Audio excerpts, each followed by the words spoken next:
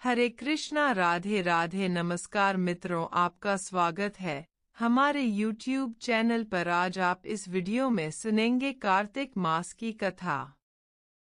एक नगर में एक ब्राह्मण दंपत्ति अपने पत्नी के साथ रहते थे और वे दोनों प्रतिदिन 7 कोस दूर गंगा और यमुना नदी में स्नान करने जाते थे। लेकिन इतनी दूर आने जाने से ब्राह्मण की पत्नी बहुत थक जाती थी। तब उन्होंने एक दिन अपने पति से कहा कि हे स्वामी, हमारा भी एक पुत्र होता तो कितना अच्छा रहता।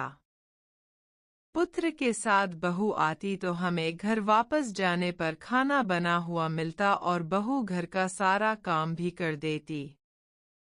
अपनी पत्नी की बात सुनकर ब्राह्मण ने कहा कि हे प्रिय, तूने बात तो सही कही है। आज चल, मैं तेरे लिए बहू ला ही देता हूँ। ब्राह्मण ने अपनी पत्नी से कहा कि एक पोटली में आटा डालकर कुछ मोहरे रख दे। ब्राह्मण के कहे अनुसार उसने पोटली बांधकर दे दी। पोटली लेकर ब्राह्मण चला गया। ब्राह्मण सफर के दौरान यमुना के किनारे जब पहुंचा तो वहां बहुत ही सुंदर उसे लड़कियां दिखाई दी। वे रेत में घर बनाकर खेल रही थी। उनमें से एक लड़की ने कहा कि मैं अपना घर नहीं बिगाड़ूंगी, मुझे तो रहने के लिए ये घर चाहिए। उस लड़की की बात सुनकर ब्राह्मण मन ही मन सोचने लगा कि बहू बनाने के लिए यही लड़की उचित होगा। जब वह लड़की जाने लगी तो ब्राह्मण भी उसके पीछे पीछे उसके घर तक चला गया। वहां जाकर ब्राह्मण ने उस लड़की से कहा, बेटी, कार्तिक मास चल रहा है, इसलिए मैं किसी के घर खाना नहीं खाता। मैं अपने साथ आटा लेकर आया हूँ। तुम अपनी माता से पूछो कि क्या वह मेरे लिए आटा छानकर 4 रोटी बना देगी। यदि वह मेरा आटा छानकर रोटी बनाएगी तो ही मैं रोटी खा लूंगा। उसके बाद लड़की ने जाकर अपनी माँ को ये सारी बात बताई। माँ ने कहा, उचित है, जाकर ब्राह्मण देव से कह दो कि वह अपना आटा दे दे, मैं रोटी बना दूंगी। जब वह आटा छानने लगी तो आटे में से मोहरे निकली। वह सोचने लगी कि जिसके आटे में इतनी मोहरे हैं, उसके घर में कितनी मोहरे होंगी। जब ब्राह्मण खाना खाने बैठा तो लड़की की माँ ने उस ब्राह्मण से पूछा, क्या आपका कोई लड़का है और क्या आप उस लड़के की सगाई करने जा रहे हो? यह सुनकर ब्राह्मण ने कहा कि मेरा लड़का तो काशी में पढ़ने गया हुआ है, लेकिन यदि तुम कहो तो खांड कटोरे से विवाह करके तेरी बेटी को अपने साथ ले जाऊं। लड़की की माँ ने कहा, ठीक है ब्राह्मण देव। इस पर लड़की की माँ ने लड़की की खांडकटोरे से शादी करके ब्राह्मण के साथ भेज दिया। ब्राह्मण ने घर आकर कहा, रामू की माँ, दरवाज़ा खोलकर देख, मैं तेरे लिए बहू लेकर आया हूँ। ब्राह्मण की पत्नी भीतर से ही बोली, हमारे तो कोई बेटा बेटी नहीं है, तो बहू कहाँ से आए? दुनिया ताने मारती थी, अब आप भी मारने लगे। ब्राह्मण ने कहा, तू दरवाज़ा खोलकर तो देख। जब ब्राह्मणी ने दरवाज़ा खोला तो सामने बहू को खड़ी देखा। उसने बहू का स्वागत किया और आदर सत्कार से अंदर ले गई। अब जब ब्राह्मण अपनी पत्नी के साथ नदी स्नान करने जाता तो पीछे से बहू घर का सारा काम करके और खाना बनाकर रखती थी। वह उनके कपड़े धोती और रात को हाथ पैर भी दबाती थी। इस तरह बहुत दिन बीत गए। ब्राह्मणी ने अपनी बहू से कहा कि बहू, कभी भी चूल्हे की आग मत बुझने देना और मटके का पानी खत्म मत होने देना। परंतु एक दिन चूल्हे की आग बुझ गई।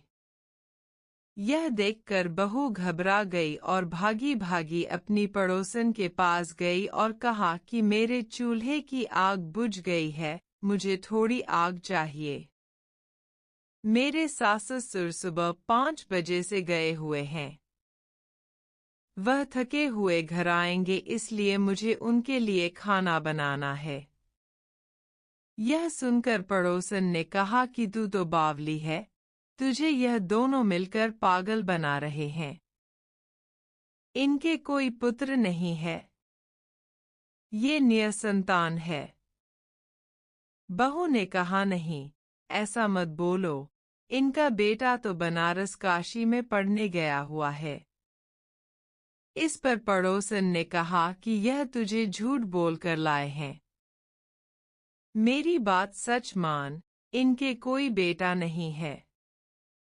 अब बहू पड़ोसन की बातों में आ गई और कहने लगी कि अब आप ही बताओ मैं क्या करूं।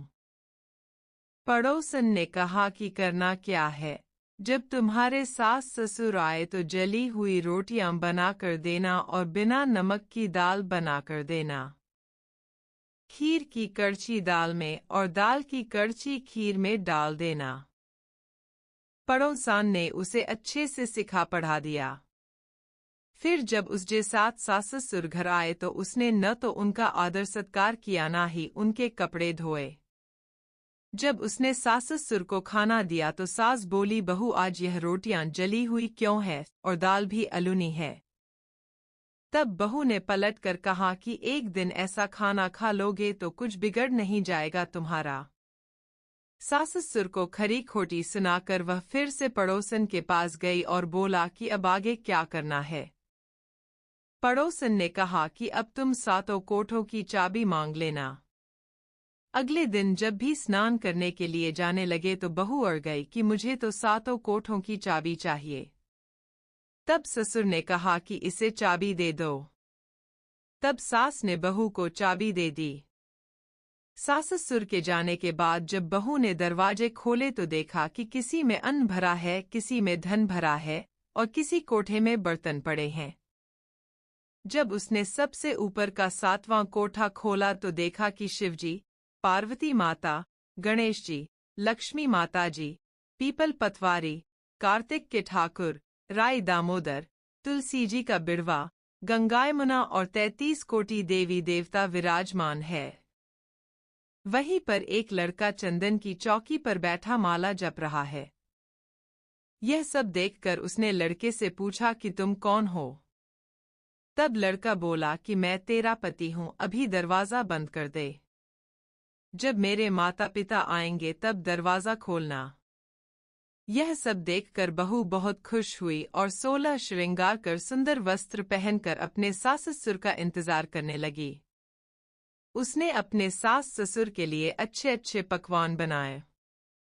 जब उसके सास ससुर घर पर आए तो उसने उनका आदर सत्कार किया और प्रेम पूर्वक खाना खिलाया और हाथ पैर दबाने लगी। पैर दबाते दबाते बहू ने कहा कि माँ, आप इतनी दूर गंगा यमुना स्नान करने के लिए जाती हो तो आप थक जाती हो, इसलिए आप घर पर ही स्नान क्यों नहीं करती हो। यह सुनकर सास कहने लगी कि बेटी, गंगा यमुना घर पर तो नहीं बहती है। तब उसने कहा, हाँ माँ जी बहती है, चलो मैं आपको दिखाती हूँ। जब बहू ने 7वां कोठा खोलकर दिखाया तो उसमें शिवजी, पार्वती जी, गणेश जी, लक्ष्मी जी, पीपल पतवारी, कार्तिक के ठाकुर, राय दामोदर, तुलसी जी का बिड़वा, गंगा यमुना बह रही है और 33 कोटि देवी देवता विराजमान है।